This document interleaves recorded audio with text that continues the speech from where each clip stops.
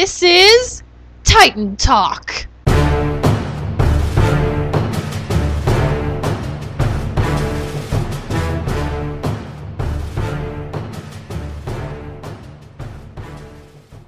Welcome one and all. Today is May the 12th and this is episode number 3 of Titan Talk. My name is Kimber and I'll be breaking down all the latest details about the newest episode of Attack on Titan. We're going to dive into the plot, we're going to talk about some character developments, I have a favorite quote I'd like to talk about, and we're going to discuss some new Titan developments. And later I'll go into my predictions for the next episode and talk about some other news in the Attack on Titan media world. I don't own any of the storylines, characters, or events in the Attack on Titan world, nor do I own any of the rights pertaining to the show. Alright, let's do this! So the episode was called Warrior, and my first thought after seeing the previews from the previous episode was, alright Eren, build that wall. And I do want to clear up something about what I mean by build that wall. I don't mean actually build that wall. We all know that there is no actual hole in the wall. I understand that. What I mean is I feel like Eren can use his powers to stop Titans from coming through the wall, even though there is no physical hole of the wall. How? I don't know. But I think that would be super cool. And I feel like him being such a Mary Jane, I think that's why he has this power. But that's not what happened this episode, is it? No. What happened was we opened with Ymir is alive? I should have known better. I had said last episode that she was dead. That was only because I had fallen for the eyes closing, body limp, last breath of air trope that happens in a lot of American shows. And I need to just let go of those tropes when I watch this show because it circumvents all of that. It is so beyond those stereotypical tropes. Also, I noticed she was not very tightly bound when she was being lifted up, and I thought that was weird considering the fact that they all know that she's a Titan, and she is very, very, very, very much injured. She could change at any moment. I think that shows a level of trust that they have. So then we get to realizing that, again, there is no hole in the wall. That was confirmed. I still think Eren should hashtag build that wall. Reiner breaks down after that and he describes how weak he feels. And he's not very specific with what he's talking about when he means by this, which we assume it's about his arm, but even I had gotten this feeling of that's not what he means. And he's talking about his mental state. And then Bert and Reiner look at Eren and they say, come with us. Let's go back to our hometown. And now at this point we notice the rest of the scouts are slowly making their way to Tross. Like very, very slowly. We don't know why. And then, super casually, Bert reveals that he's the Colossal Titan and Reiner reveals he's the Armor Titan. What? They just sprinkled that in there. And it was even mushed in with the different conversation that Hange was having about the Titans sneaking in. It was so subtle how they played that out. My jaw dropped while watching this part. Oh my gosh. I could not believe how subtly they played that out. Like we were just gonna shrug it off. And how direct these guys were about this information. Also, side note, I am going to start calling Reiner and Bert and Ernie. That, I think, is a good summation of their friendship. And I'm saying this because going forward, I will refer to them as Bert and Ernie and not Bertholdt and Reiner. Ernie is Reiner. So when I talk about them together, Bert and Ernie, Bertholdt and Reiner. Okay, 12 hours before. Freaking again. Attack on Titan can really take about 5 minutes of content and turn it into a half hour. It's ridiculous. This is like what, the 4th time now that we've gone back again? Maybe even more. I don't know. So then in this 12 hours before part, we learn that everybody already suspected that they were these Titans, because Hange had received information saying that Bert and Ernie and Annie were from the same hometown and their pasts were kind of spotty. She blamed that on this bureaucratic red tape issue. But given the evidence that they are Titans, there's a reason that their spotty pasts are, well, spotty. And then Armin makes this stunning revelation that Reiner had let Annie know where Eren was via code. And what they did here is they went back to the part where Annie is the Titan, and it is her, Reiner, and Armin. That's the only three who are around. Armin is back and watching all this happen. Reiner is trying to attack Annie, and what Annie does is she grabs him in her right hand, and she puts her thumb over his head, and you think she's gonna just squeeze him, but no, she doesn't, because Reiner had slashed his way out of there. I always thought it was weird at that moment. She could have squeezed him and just been done with it, but she didn't. And then she went a different way, and that gave Reiner a way to get out. He grabbed Armin and they ran away. They showed this scene again, and the way that Armin had described how Reiner could have passed this information along was by cutting a message into her hand. I don't think it was a message. I think it was much more subtle than that. If you look at the way she looked at her right hand, she's looking at it with the palm facing her. What Reiner had done was he had cut 3 fingers off her hand. Now, if you remember, she went to the right flank, and on her hand, why that's important is because the 3 fingers on the right side of her hand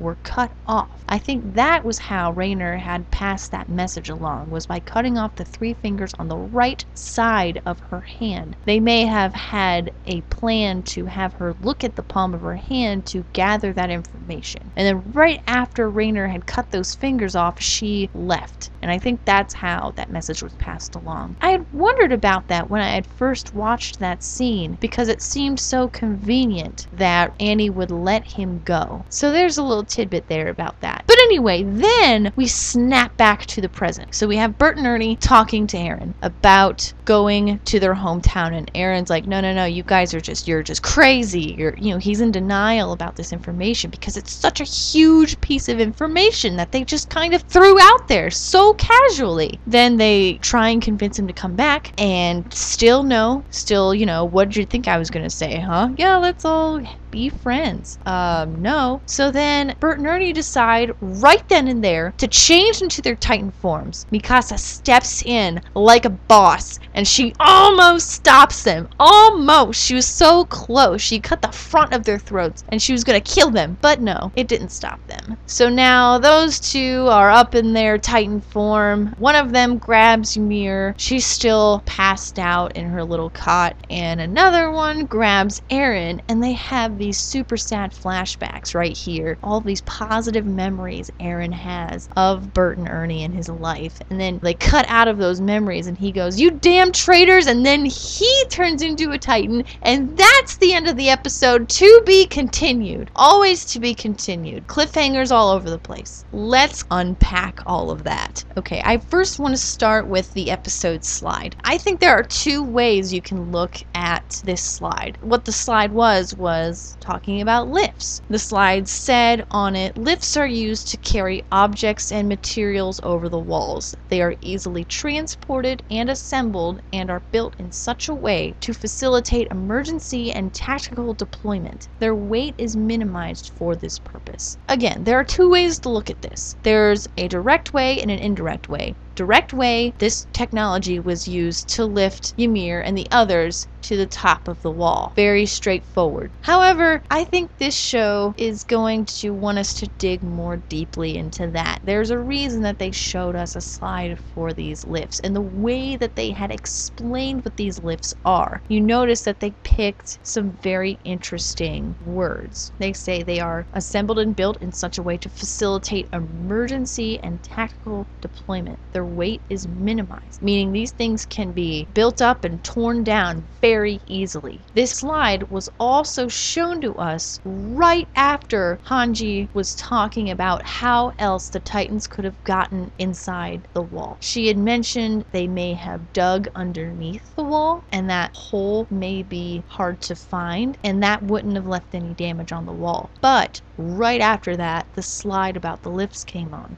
So that makes you think something is being lifted over the wall that wouldn't cause damage to it, and they wouldn't have to pass through any bodyguards, possibly. Now, I also want to share my favorite quote from this episode because I feel like it summarized what was happening at the end here. This is a quote from Reiner, and it's just the part where he says, "If only I never knew there were people like this, I wouldn't have become such a half-assed piece of shit." I feel feel this line represents Reiner's true personality. It is this cathartic moment where he breaks out of his brotherly nature. He is abandoning all of what we've seen of him. He's leaving it behind. This is also a great illustration of his own feelings about humanity being lazy and worthless. If only I never knew there were people like this. And also, I feel this exposes how his self-image has been affected since he had started portraying himself as this human for the last 3 years. I think he feels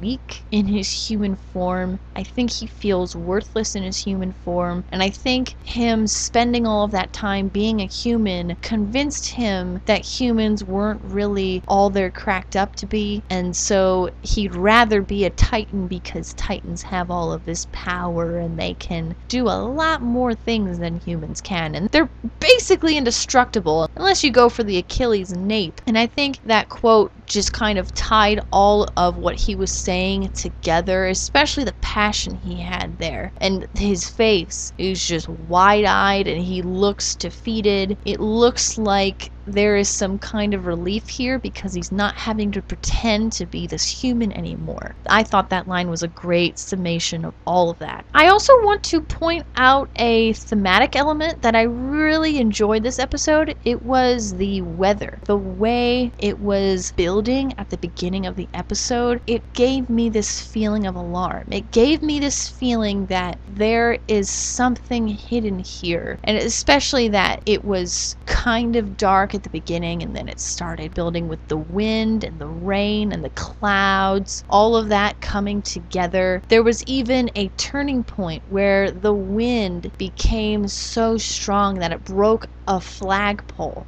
I think that's where the truth started to come out, was at that turning point, because after that, then the sky kind of opens up, the rain stops, the sun's coming out, there's even light beams coming out of the sky, and they are aimed right at what is happening. I think it represented Bert and Ernie's relief. It represented all of this time that they had spent hiding the secret about themselves. They're finally who they are inside. So I thought that was pretty cool. So there are a couple characters I want to talk about. Hange for a second, because looking back at the first season, she was kind of a mad scientist type of character, but it was like a fun mad scientist character. She wasn't too dangerous or anything. She reminded me of Professor Farnsworth from Futurama. She had this whimsy to her, but now that whimsy's kind of gone because of all of this, death and destruction that's happened around her. She's this hardened warrior now, and I think that comes out a lot in this episode, especially when she's talking about Bert and Ernie. Because she's the one who pretty much put the pieces together on them. Armin kind of had that detail about Reiner giving Annie the information via cutting her fingers, but Hange had pulled all those pieces together and actually determined that. She also is still very trusting. You notice in the very beginning, she's talking to Hysteria and she's super cool with her name change. I think she is empathetic in that she can put herself into her shoes and know why Hysteria had done what she had done, because she knew the situation. She, just from the name, she knew that her last name was a noble name, and I think she put the pieces together very quickly. She is very smart. She also, I don't know how I feel about this. Okay, she let a lot of people know about Bert and Ernie. She had a lot of people in that room when she was talking about this puzzle she had put together about those guys. I understand that she needs tons of help to get Bert and Ernie deep underground, but what if in that room there's another traitor in the mist who now knows the plan and is plotting a way to throw a wrench into it? I think she could have maybe cut out a couple people and maybe just kept it to who she explicitly needed for this plan. That's how I feel. Let me know how you guys feel too. So of course I want to talk about Bert and Ernie. They betrayed a lot of people, and they spent a lot of time doing so. But I will give them this. They have tons of control over their powers. They hid who they were for 3 years. Reiner had been injured a couple times from these Titans. He allowed himself to get hurt. From what was shown in this episode, he could have changed into a Titan at any second. He,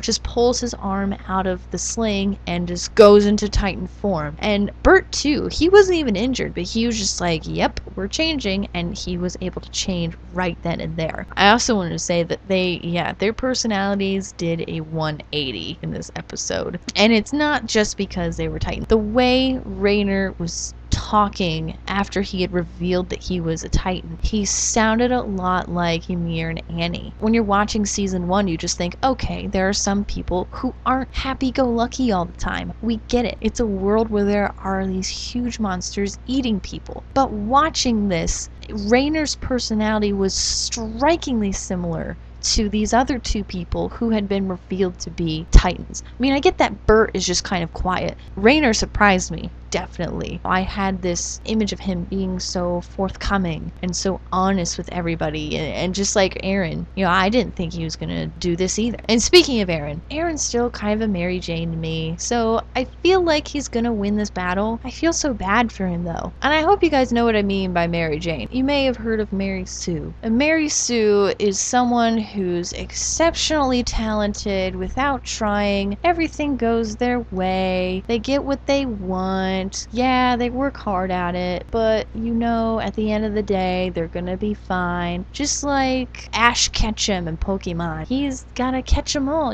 So no matter what he does, he usually wins his Poke battles, and he usually catches the Pokemon he's after, etc., etc. It kind of becomes a little boring. With Eren, yes, he is this Mary Jane, Mary Sue, however you put it, but I felt really, really bad when he's in this Titan's hand and he's crying, and these memories are playing back of Eren and Armin and Bert and Ernie and all of them hanging out together. These guys were like brothers to him. That's saying a lot, because in the first episode of this entire show, Eren's mom dies. That's how the show starts, and it just gets worse and worse from there. I feel like these guys were the closest thing he had to family, and now that's gone too. So it's just Eren and Mikasa now. That's it. There are a lot of things that we found out about Titans in this episode. Well, obviously, the armored and colossal Titans, oh my god, those are Bert and Ernie. But I want to direct your attention to a piece that I had written about these Titan developments. And I could do an entire episode just on the Titan developments that we had found out. This episode left me with a lot more questions than answers. And that is on the Helluva website. That website is itsahelluvaworld.com, spelled ITSAHELLUVAWORLD.com. So Titan developments and stuff, I want to save that for that piece. And again, I could spend a whole episode doing it, but I'd rather write it out. So now I want to talk about the next episode, chapter 32. It's going to be called Close Combat. In the previews, 100% of the scenes that they showed in this episode were the super awesome battle scenes. Again, I feel like Eren